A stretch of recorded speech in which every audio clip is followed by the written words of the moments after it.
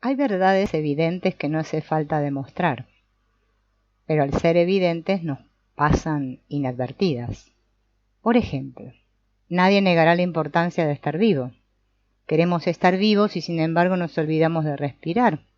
Nos da miedo movernos y somos renuentes a sentir. Otra verdad evidente es que la personalidad se expresa tanto a través del cuerpo como a través de la mente. No se puede dividir a un individuo en una mente y un cuerpo. Sin embargo, nuestros estudios de la personalidad se han concentrado en la mente y han desatendido relativamente el cuerpo. El cuerpo de un individuo nos dice mucho sobre su personalidad, el porte, la expresión de la mirada, la posición de la mandíbula, la postura de la cabeza y la disposición de los hombros son solo algunos de los muchos indicios de carácter a los que reaccionamos inconscientemente. Hay otras características como la cualidad de un apretón de mano, el tono de la voz o la espontaneidad de los gestos que nos impresionan inmediatamente. Como estas expresiones corporales identifican a una persona, pueden emplearse también en el diagnóstico de los trastornos de la personalidad. Un cambio de personalidad está condicionado a un cambio de las funciones corporales. Las dos funciones más importantes a este respecto son la respiración y el movimiento. En la persona emocionalmente enferma, ambas funciones están perturbadas por tensiones musculares crónicas, que son la contrapartida fisiológica de los conflictos psicológicos.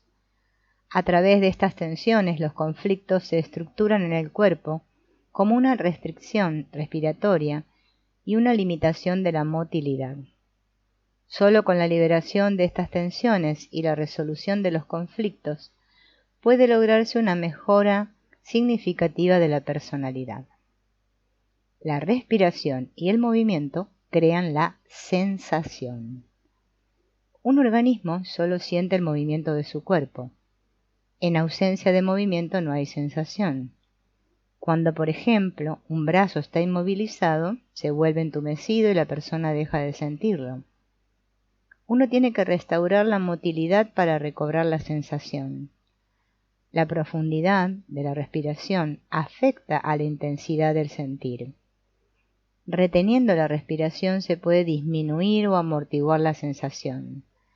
Así como las emociones fuertes estimulan la respiración, la activación de la respiración despierta sensaciones reprimidas. La muerte es el cese de la respiración, la detención del movimiento y la pérdida de toda sensación. Estar vivo es respirar profundamente, moverse con libertad y sentir plenamente. Si apreciamos la vida no podemos ignorar estas verdades evidentes. La mayoría de los médicos y terapeutas no tienen en cuenta lo importante que es para la salud emocional y física respirar apropiadamente.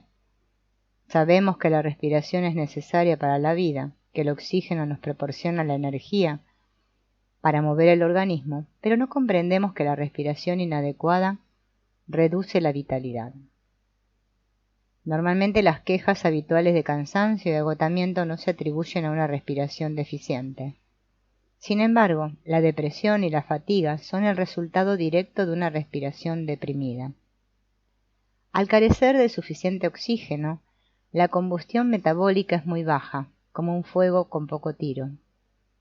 En lugar de brillar de vitalidad, el mal respirador está frío, apagado y sin vida. Le falta el calor y la energía. La escasez de oxígeno afecta directamente a su circulación. En los casos crónicos de respiración deficiente, las arteriolas se estrechan y disminuye el número de glóbulos rojos.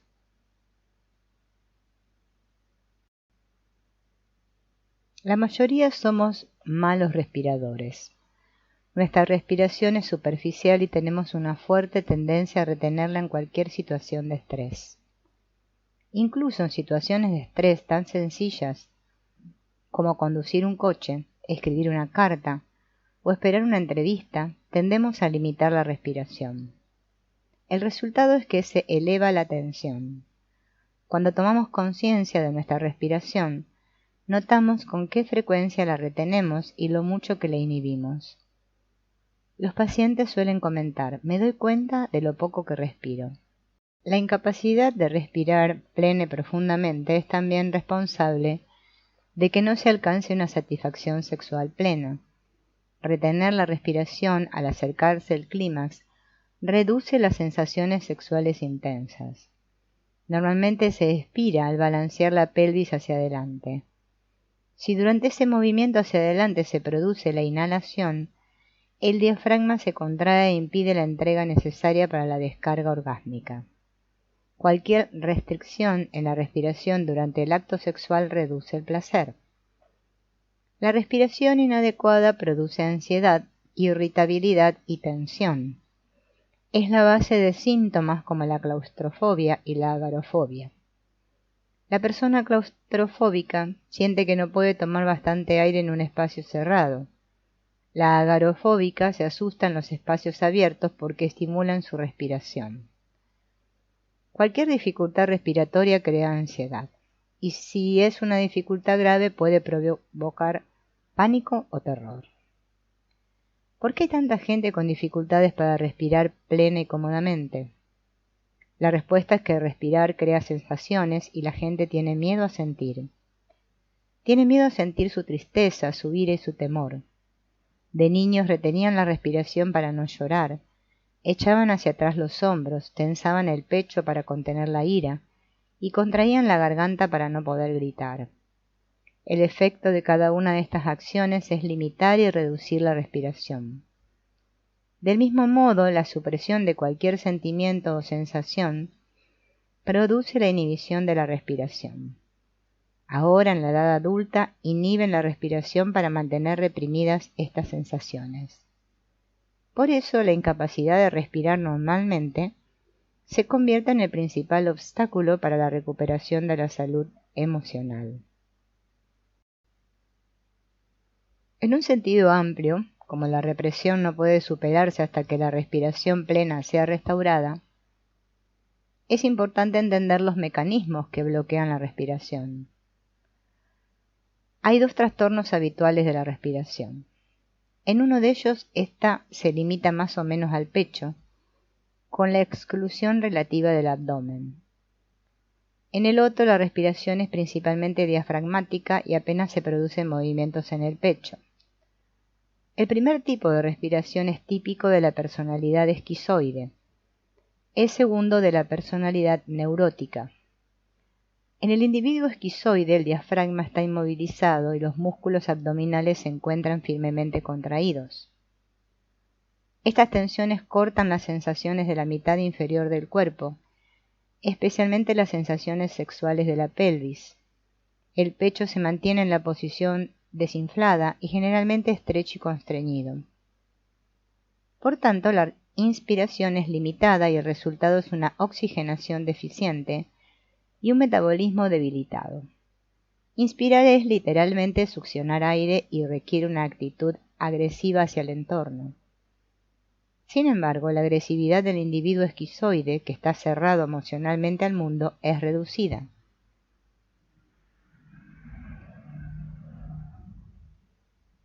Manifiesta una resistencia inconsciente a respirar porque tiene una fijación en el nivel uterino, en el que su necesidad de oxígeno se satisfacía sin esfuerzo. Para superar el bloqueo esquizoide ante la inhalación, debe liberar su terror y movilizar su agresividad. Debe sentir que tiene derecho a exigirle cosas a la vida en su sentido más primitivo, a chupar. Por otro lado, en el individuo neurótico, cuya agresividad no se encuentra tan bloqueada como la del esquizoide, el pecho está inmovilizado, mientras que el diafragma y la parte superior del abdomen están relativamente libres. El pecho suele mantenerse en una posición ensanchada y los pulmones contienen una gran cantidad de aire de reserva. Al neurótico le resulta difícil expirar totalmente. Se aferra a su reserva de aire como medida de seguridad. Expirar es un proceso pasivo, el equivalente a soltarse. La expiración plena es un entregarse, un rendirse al cuerpo. Al soltar el aire se siente ese abandono del control que le da miedo al individuo neurótico.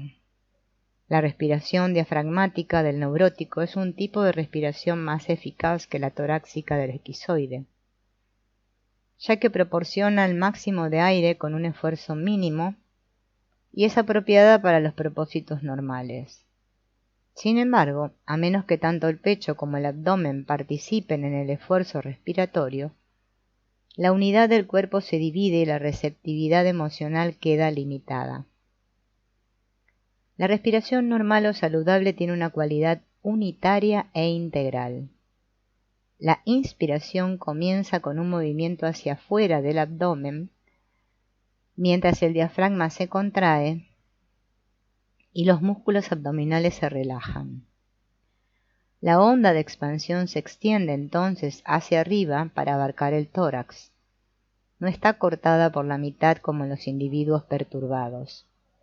La expiración se inicia soltando el pecho y prosigue como una onda de contracción hacia la pelvis. Produce una sensación de flujo a lo largo de la parte frontal del cuerpo que termina en los órganos genitales. En la respiración saludable, la parte frontal del cuerpo se mueve como una sola pieza en un movimiento ondulatorio. Este tipo de respiración puede verse en los niños pequeños y en los animales cuyas emociones no están bloqueadas. Esta respiración en realidad involucra todo el cuerpo y una tensión en cualquier parte del cuerpo perturba este patrón normal, que puede verse interrumpido, por ejemplo, por la inmovilidad pélvica. Normalmente hay un ligero movimiento hacia atrás de la pelvis en la inspiración y un ligero movimiento hacia adelante en la expiración. Esto es lo que Reich llamaba el reflejo del orgasmo. Si la pelvis se bloquea en la posición adelantada o atrasada, no puede producirse esta rotación de equilibrio.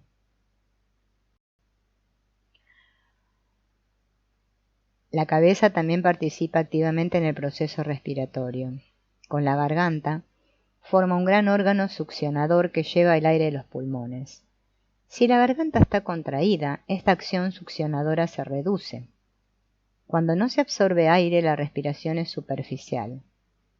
Se ha observado en los niños pequeños que cualquier perturbación de su impulso succionador afecta su respiración. La conexión entre succionar y respirar se ve claramente en el acto de fumar. La primera chupada que se le da a un cigarrillo es una acción fuerte de succión que absorbe el humo como uno absorbe el aire. Hay una sensación temporal de satisfacción cuando el humo llena la garganta y los pulmones, y la persona siente que sus pulmones cobran vida como reacción al estímulo irritante del tabaco. Este uso de los cigarrillos excita los movimientos respiratorios, creando una dependencia del tabaco. A la primera chupada le sigue una segunda y una tercera, etc. Y fumar se convierte en una compulsión. El humo en sí tiene un efecto depresor de la actividad respiratoria, aparte de su estimulación inicial. Cuanto más fuma una persona, menos respira. Sin embargo, debido a esa primera experiencia, no puede escapar de la sensación de que el cigarrillo es esencial para ayudarle a respirar. La función de fumar para estimular la respiración puede verse en dos situaciones: el cigarrillo matutino y fumar en una situación de estrés. Para algunos el cigarrillo matutino significa el comienzo del día, pero también los engancha al tabaco durante el resto de la jornada. En situaciones de estrés, cualquier persona normal tiende a contener la respiración. Esto hace que se sienta ansiosa. Para empezar a respirar y superar la ansiedad, enciende un cigarrillo. Así se establece el hábito, recurrir al tabaco cuando se está en tensión. El lema de los fumadores compulsivos debería ser: respira en lugar de tragar humo. La profundidad de la respiración se mide por la longitud de la onda respiratoria, no por su amplitud. Cuanto más profunda sea la respiración, más se extiende la onda por la parte inferior del abdomen. En la respiración verdaderamente profunda, los movimientos respiratorios alcanzan e implican el suelo pélvico y uno puede realmente sentir sensaciones en esa área. La expansión en sentido descendente de los pulmones está limitada por el diafragma que separa el tórax del abdomen. Por tanto, cuando hablamos de respiración abdominal, no estamos diciendo que el aire penetre en el abdomen. La expresión respiración abdominal indica los movimientos corporales de la respiración. Significa que el abdomen participa activamente en el proceso inspiratorio, que su expansión y relajación permiten que el diafragma descienda. Pero es aún más importante el hecho de que sólo a través de la respiración abdominal, la onda de excitación asociada con la respiración abarque la totalidad del cuerpo.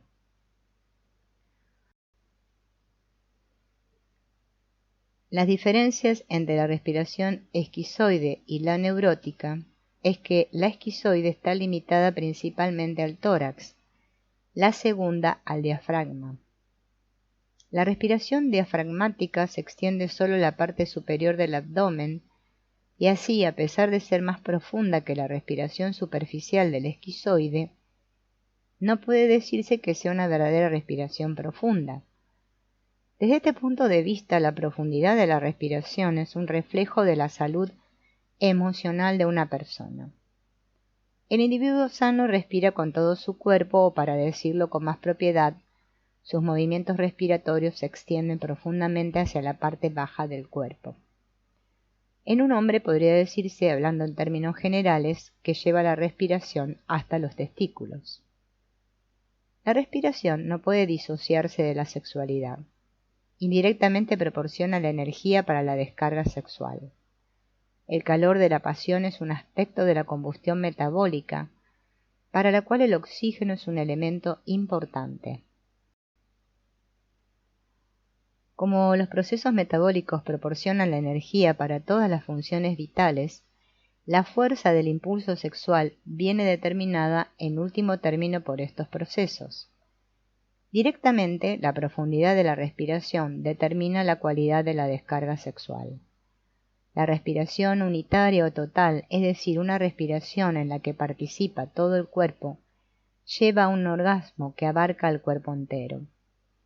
Es sabido que la excitación sexual estimula la respiración y la hace más profunda. Sin embargo, no suele reconocerse que una respiración superficial o inadecuada reduce el nivel de excitación sexual. La respiración restringida impide que se expanda la excitación y mantiene la sensación sexual localizada en el área genital.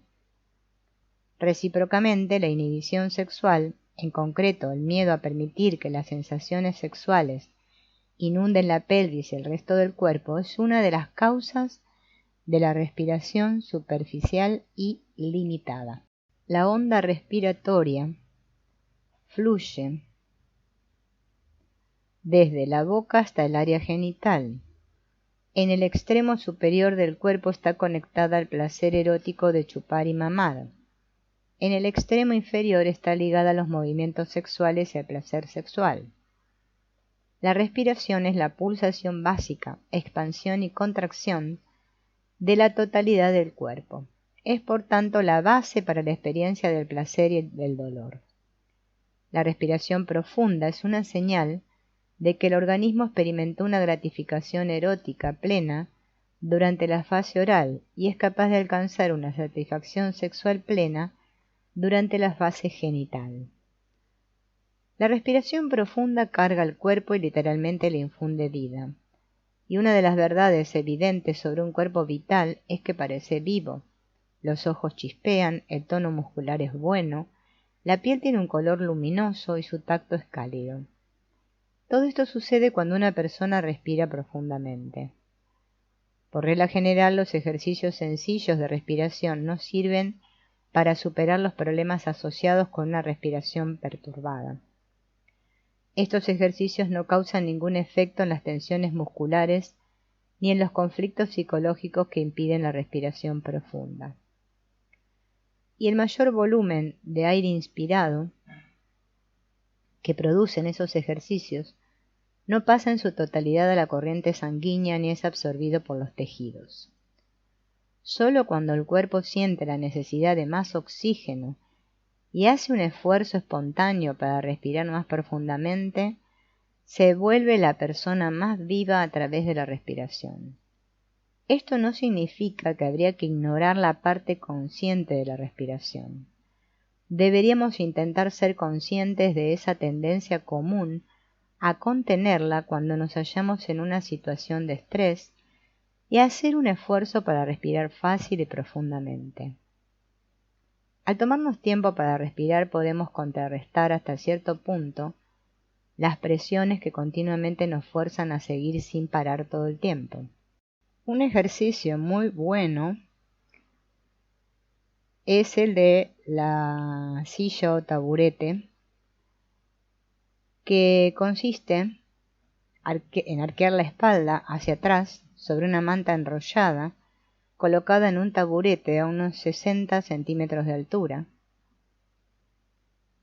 Al practicarlo, el taburete debe ponerse junto a una cama para que la cabeza y los brazos, que se extienden hacia atrás, cuelguen sobre ella o la toquen.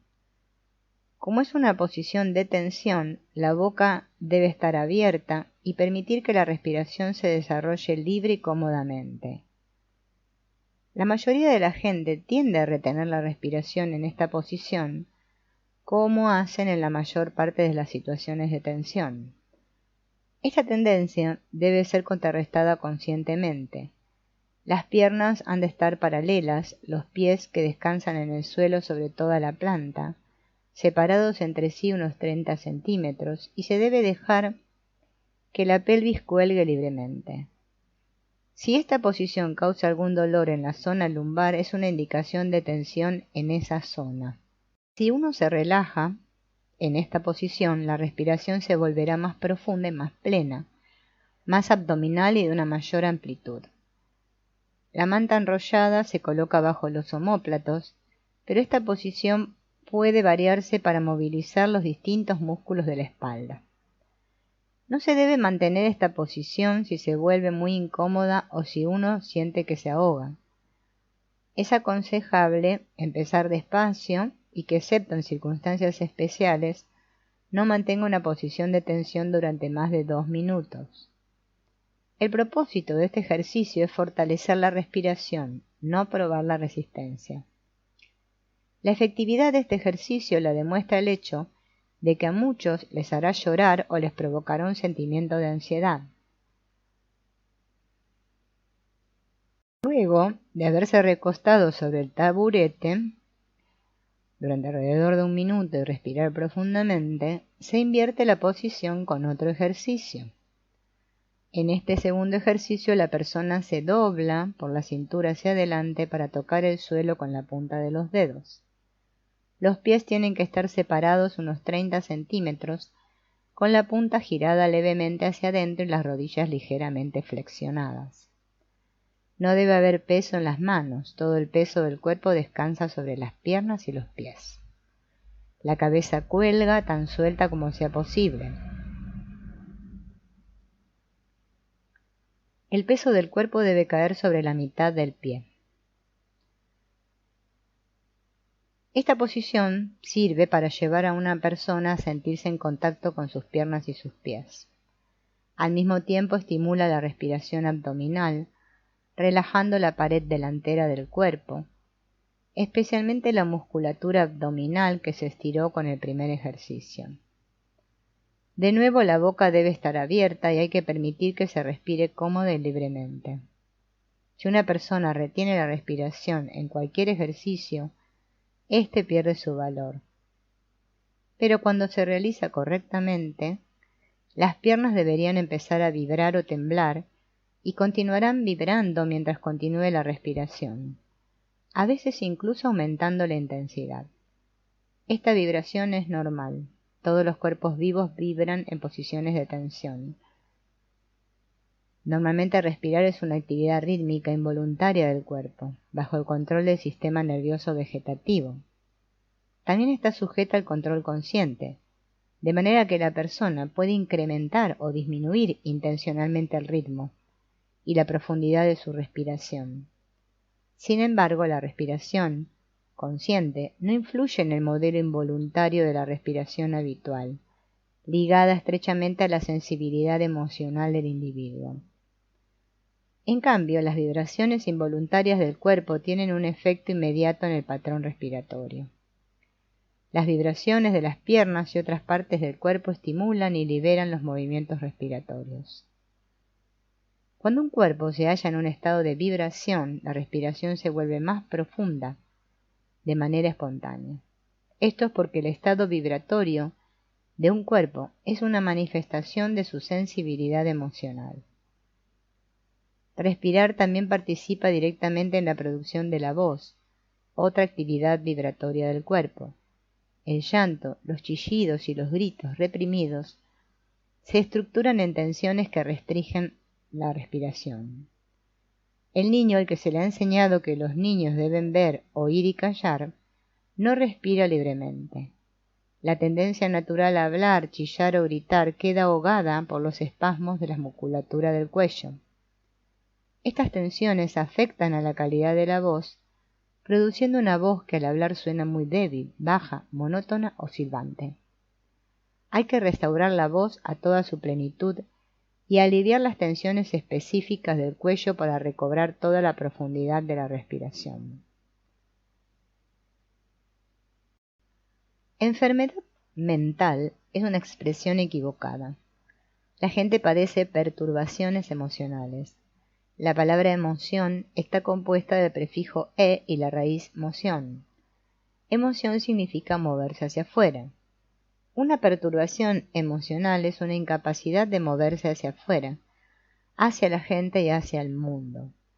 Por definición, uno puede decir que los conflictos emocionales distorsionan o limitan la motilidad del cuerpo. Bloquean el movimiento hacia el exterior. Del mismo modo, cualquier perturbación de la capacidad de un organismo para moverse denota un conflicto emocional. Por consiguiente, uno puede determinar los conflictos emocionales de alguien por la forma en que se mueve. La cualidad del movimiento de una persona se estudia desde dos puntos de vista: la espontaneidad y el control. La espontaneidad responde a la autoexpresión. Cuanto más viva está una persona, más espontáneos son sus movimientos. El cuerpo es expresivo por naturaleza. Está cambiando constantemente para reflejar sus sentimientos interiores. En este sentido, es como una llama que nunca es igual en dos momentos. Aunque el cuerpo está más estructurado que una llama, no es tan rígido como una máquina. Tiene una cualidad fluida y responde a la acción de las fuerzas interiores. Normalmente el control representa el freno del ego sobre la espontaneidad y su objetivo es producir una acción más eficiente. A través del control del ego, la motilidad espontánea del cuerpo se encausa y se integra para alcanzar el objetivo deseado. Un control saludable del ego no disminuye la espontaneidad del cuerpo. Cuando el control y la espontaneidad están integrados en el movimiento corporal, el resultado es la coordinación. La coordinación refleja el grado en el que el ego se identifica con el cuerpo y aún así controla sus movimientos. Una persona sana tiene buena coordinación de movimientos, es espontánea y sin embargo se controla. La enfermedad emocional se caracteriza por una pérdida de la espontaneidad, por una deficiencia del control del ego o por ambas cosas. En un sentido amplio, la persona perturbada emocionalmente se mueve compulsiva o impulsivamente. La persona compulsiva es rígida. Las restricciones de su ego son tan importantes que sus movimientos adquieren una cualidad mecánica y estereotipada, y desaparece la espontaneidad. En la persona impulsiva, el control del ego está debilitado y los impulsos se manifiestan de una manera histérica. El impulsivo es hiperactivo, no puede sentarse tranquilo ni canalizar su energía en actividades constructivas. Su ego inadecuado está constantemente desbordado por sus sentimientos. Al mismo tiempo está constantemente frustrado porque sus sentimientos se explayan sin conseguir nada. El compulsivo tiene miedo de soltar su control rígido. El impulsivo es incapaz de mantener el control. De hecho, este último descarga su energía ferozmente para evitar los sentimientos de su cuerpo. Se vuelve irritable para evitar sentir su ira, histérico para evitar sentir su tristeza y promiscuo para evitar sus sentimientos sexuales. Corre antes de tener miedo, llora antes de que le hagan daño y ataca antes de que lo amenacen. Se comporta como un niño pequeño en sus movimientos, que como los de un bebé son descoordinados e ineficaces. La rigidez caracteriológica se manifiesta tanto en el nivel psíquico como en el físico, pero siempre se expresa en términos corporales. Describimos a una persona diciendo que tiene el cuello rígido, la cara de póker, que mantiene la boca cerrada, que es inflexible, que tiene la lengua suelta, etc. La rigidez surge de contener los sentimientos. Una persona se vuelve rígida para guardarse la ira, saca la barbilla para no sentir miedo y tensa el abdomen para no llorar. Para suprimir el sentimiento se desarrollan tensiones musculares crónicas que le imprimen una rigidez al cuerpo. La persona impulsiva tampoco está libre de tensiones. En la persona compulsiva, las tensiones musculares son predominantemente longitudinales, lo cual atiesa el cuerpo. En la impulsiva son anulares u horizontales, lo cual fragmenta el cuerpo. Sin embargo, estas distinciones son una cuestión de grado. En toda la gente perturbada se dan tensiones de ambos tipos.